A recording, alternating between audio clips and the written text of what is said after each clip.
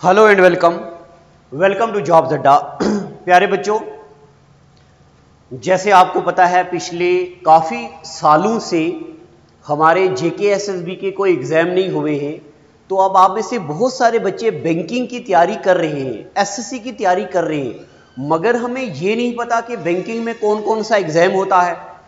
और इसी तरह जो मन में आए वो पढ़ते जा रहे हैं। तो आप में से बहुत सारे बच्चों ने मुझे कहा कि बैंक के लिए एक स्पेशल बैच बैठाया जाए, बैंकिंग के लिए अलग से क्लासेस लगाई जाएं, बैंकिंग का अलग से एक गाइडेंस प्रोग्राम स्टार्ट किया जाए। तो आज मेरा गला बंद है, ऑफलाइन क्लास में पढ़ाते हैं इसलिए ज़रा बंद है।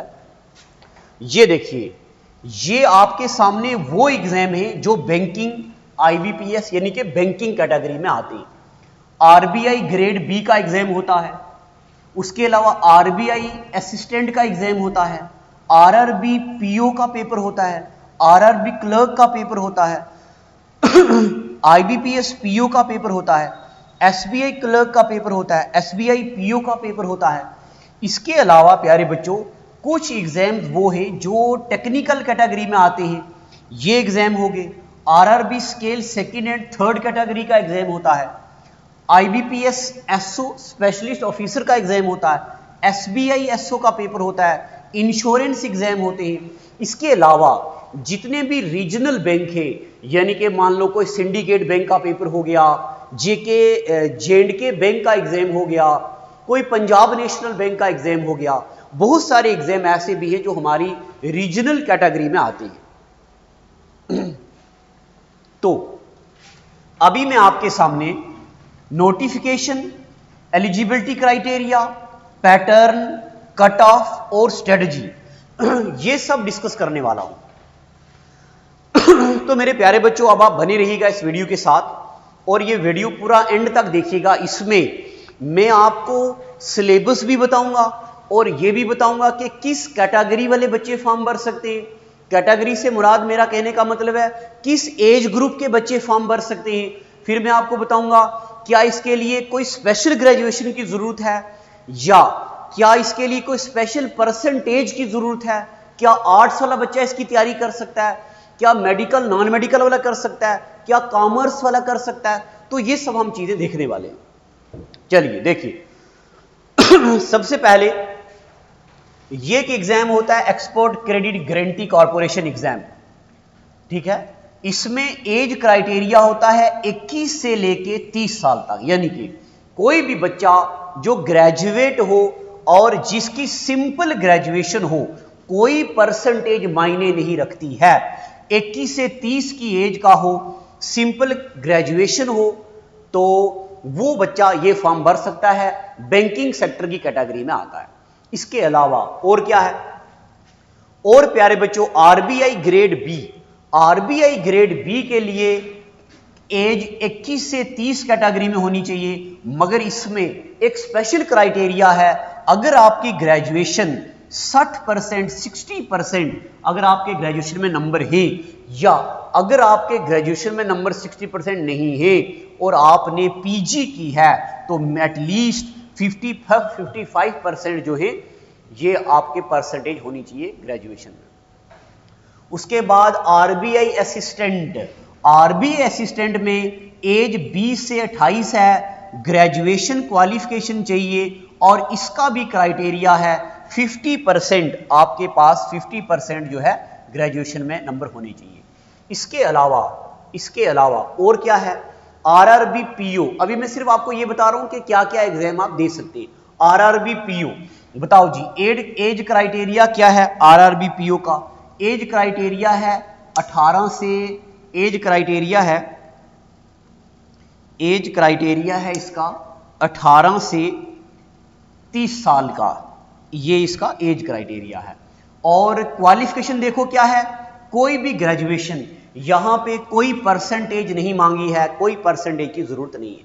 इसके अलावा आरआरबी क्लर्क का एग्जाम भरने के लिए एज लिमिट 18 से 28, क्वालिफिकेशन क्या चाहिए, मिनिमम ग्रेजुएट, कोई परसेंटेज की जरूरत नहीं है। आईबीपीएस पीओ हो या आईबीपीएस क्लर्क हो, दोनों में एज क्राइटेरिया 20 से 30 है। क्वालिफिकेशन क्या चाहिए, सिंपल ग्रेजुएट। और क्या है SBI PO, ये एज क्राइटेरिया है। क्वालिफिकेशन क्या चाहिए, सिंपल ग्रेजुएट। और क्या है RRB स्केल सेकंड थर्ड, जो मैंने अभी आपको बताया, ये भी एक एग्जाम होते हैं बैंकिंग कैटेगरी में। यानी कि इतने एग्जाम आप बैंकिंग कैटेगरी में दे सकते हैं जितने मैंने अभी तक आपको नाम बताए। अब मेरे प्यारे बच्चों में मैं आपको ये बताऊंगा ये वाला एग्जाम तो वो बच्चा फॉर्म भर सकता है जो टेक्निकल कैटेगरी का हो, बीटेक कैटेगरी का हो। स्पेशलिस्ट ऑफिसर के लिए अलग क्राइटेरिया है, तो ये भी हम पढ़ेंगे आगे। इसके बाद आगे देखिए, अगर हम बात करें RBI ग्रेड बी की, किसकी, RBI ग्रेड बी की प्रीलिम एग्जामिनेशन की, तो ये देखो सिलेबस आपके सामने है। देखो प्रीलिम्स में जनरल अवेयरनेस होता है और क्वांटिटेटिव एप्टीट्यूड होता है, इंग्लिश लैंग्वेज है और रीजनिंग है। कितने नंबर का पेपर होता है, 200 नंबर का पेपर। टाइमिंग कितनी मिलती है, 120 मिनट। मगर एक बात आपको बताएं, बैंकिंग का एग्जाम क्वालिफाई करने के लिए मैथ्स के, वैदिक मैथ्स का स्किल बहुत तेज होना चाहिए, क्योंकि बहुत ज्यादा कैलकुलेटिव क्वेश्चन पूछे जाते हैं। Number of question 80, marks 80, number of question 30, marks 30, यानी कि हर क्वेश्चन 30 क्वेश्चन 30 नंबर के। इसका मतलब हर एक क्वेश्चन 1 नंबर का पूछता है एग्जामिनर। ये हो गया RBI ग्रेड बी का, RBI ग्रेड बी के प्रीलिम्स एग्जामिनेशन की बात कर रहा हूं मैं। उसके बाद अगर मैं सिलेबस की बात करूं तो सिलेबस वही तो है, इंग्लिश है, न्यूमेरिकल एबिलिटी है, ये सब है। इसको छोड़िए आगे, यानी कि हर सिलेबस में एटलीस्ट ये चीजें, general awareness, quantitative aptitude, English और रीजनिंग हर में इसमें पढ़ाई जाता है। इसके अलावा ये देखो RBI क्लर्क या PO का जो सिलेबस होता है ना, इसमें न्यूमेरिकल एबिलिटी और रीजनिंग ये दोनों होते हैं। न्यूमेरिकल एबिलिटी और रीजनिंग ये 45 मिनट का होता है और 80 नंबर का पेपर होता है। इसके बाद अगर IBPS क्लर्क की बात करें तो देखो बच्चे लोगों, रीजनिंग और कंप्यूटर ये भी है। ये अब कौन सा एग्जाम चल रहा है, टियर सेकंड, ये ध्यान रखना, टियर सेकंड की बात कर रहा हूं। रीजनिंग है, कंप्यूटर एप्टीट्यूड है, इंग्लिश है और ये कुछ एप्टीट्यूड है ये वाला। उसके बाद GA है, जनरल अवेयरनेस। अब जनरल अवेयरनेस तो यहां पे लिखा है, मगर इसका प्रिसाइजली सिलेबस होता है जो मैं आपको बताऊंगा। नंबर, टाइम, मार्क्स और क्वेश्चन यहां पे आपके सामने रिप्रेजेंट किए हुए। इसके अलावा RRB क्लर्क या PO मेंस की बात करें हम तो ये देखो, रीजनिंग होता है, जनरल अवेयरनेस होती है, न्यूमेरिकल एबिलिटी होती है, इंग्लिश है, कंप्यूटर नॉलेज है, क्वेश्चंस, मार्क्स और ड्यूरेशन सब मेंशन किया हुआ है। इसके बाद अगर SBI क्लर्क की बात करें तो SBI क्लर्क, SBI का पेपर जरा अच्छे लेवल वाला होता है, इसके लिए ज्यादा मेहनत की जरूरत है। ये भी मैं मेंस की बात कर रहा हूं। देखो रीजनिंग है, कंप्यूटर है, इंग्लिश है, क्वांट है, जनरल है, ये सब इसका पेपर है। Total number of question, total marks और ड्यूरेशन कितना है। फिर उसके अलावा RBI ग्रेड बी, इसमें कुछ चीजें एडिशनल हैं। अगर आप बच्चे RBI ग्रेड बी की तैयारी कर रहे हैं, या सुनिए IBPS PO, IBPS clerk, SBI PO, SBI clerk, उनका सिलेबस थोड़ा सिमिलर पैटर्न में रहता है। RBI ग्रेड बी का सिलेबस थोड़ा अलग पैटर्न में रहता है। इसमें इकोनॉमिक्स जरा हटके पूछी जाती है और इसके अलावा सोशल इश्यूज ये पूछे जाते हैं। और देखो 50% डिस्क्रिप्टिव जो हमें टाइप करके लिखना होता है, मार्क्स, ड्यूरेशन सब बताया है।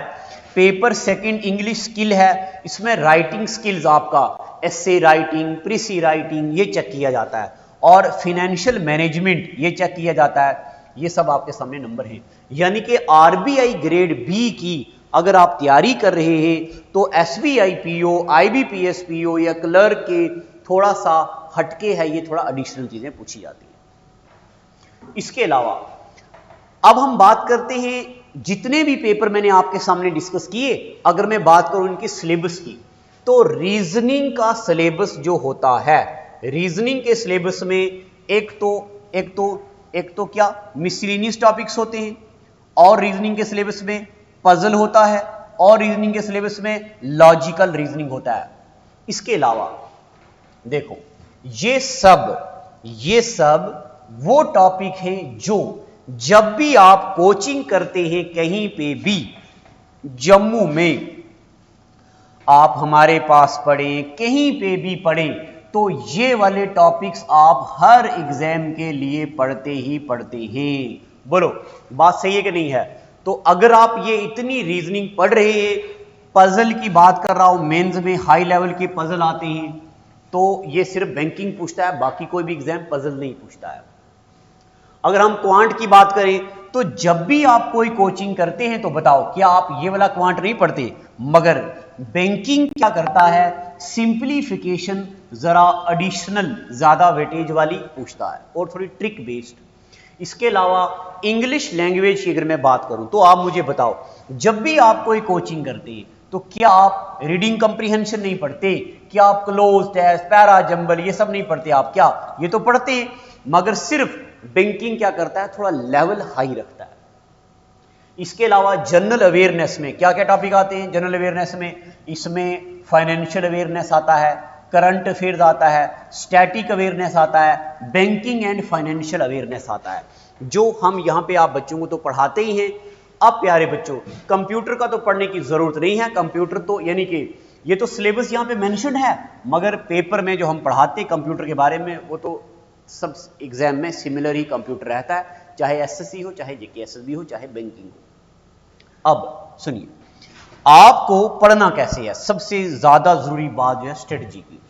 आप कोई भी एग्जाम की तैयारी कर रहे हो, बैंकिंग कर रहे हो, एसएससी कर रहे हो, जेकेएसएसबी कर रहे हो, पॉइंट नंबर 1 आपको सिलेबस कंप्लीट करना ही करना है। सबसे पहले हमें क्या करना है? सबसे पहले प्यारे बच्चों सिलेबस कंप्लीट करना है। अब जब आपका पहला स्टेप हो गया, सिलेबस हो गया कंप्लीट, अब प्रैक्टिस करनी है टॉपिक वाइज। टॉपिक वाइज मतलब सिंपलीफिकेशन पढ़ दिया, सिंपलीफिकेशन की प्रैक्टिस, डीआई पढ़ लिया, डीआई की प्रैक्टिस, और सिंपल इंटरेस्ट, कंपाउंड इंटरेस्ट पढ़ लिया, उसकी प्रैक्टिस। मगर टाइमर नहीं लगाना है। अगर आप टाइमर लगाएंगे आपके ऊपर प्रेशर आ जाएगा, आप सीख नहीं पाएंगे, याद रखिएगा, विदाउट टाइमर।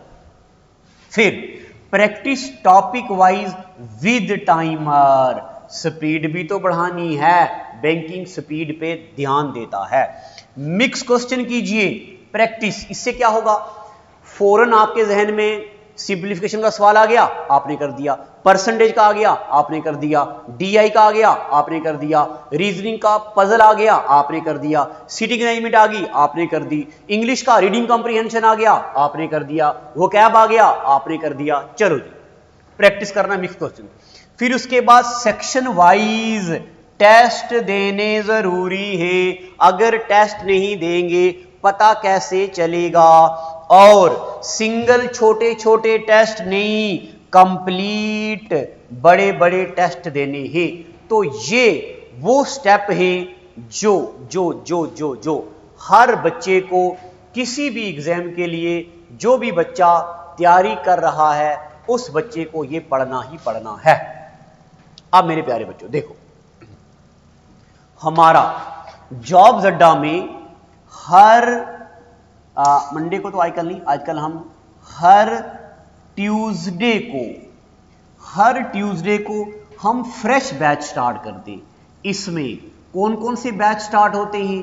बैंकिंग का टोटली अलग बैच होता है, मगर एसएससी और जेकेएसएसबी का एक बैच होता है। इसमें थोड़ा सा वेरिएशन है, एसएससी और जेकेएसएसबी का सिलेबस एक जैसा है, सिर्फ जेकेएसएसबी जेएंडके जीके पूछता है, और जेएंडके जीके तो हम पढ़ ही रहे हैं, ठीक है। अब जितने भी आप प्यारे बच्चे पढ़ रहे हैं, अगर आप बैंकिंग की तैयारी कर रहे हैं, हमारे पास पढ़े, कहीं भी पढ़े, आप बैंकिंग का अलग से बैच पढ़े। बैंकिंग और एसएससी इकट्ठे तैयारी करना अच्छी बात नहीं है, इससे आप दोनों को जहन अच्छा टाइम नहीं दे पाएंगे। हाँ, अगर आप दोनों को देना चाहते हैं तो एटलीस्ट 1 साल की मेहनत और तजुर्बेकार टीचर और सिस्टमैटिक स्टडी, बैंकिंग अलग से, एसएससी अलग से। जब बैंकिंग का पेपर आए, बैंकिंग के टेस्ट दिए, रिवीजन किया, पेपर दिया। एसएससी का पेपर आए, एसएससी का टेस्ट दिया, रिवीजन किया, पेपर दिया। तो ऐसे करके सिस्टमैटिक तरीके से पढ़ना है। अगर आप हमारे किसी भी बैंकिंग एग्जाम में एनरोल होना चाहते हैं तो ये हमारा नीचे नंबर जा रहा 7006845597, इस नंबर पे कॉल करें और कोई भी डाउट हो इसी वीडियो के नीचे कमेंट करिए, मैं आपके हर क्वेश्चन का रिप्लाई करूंगा।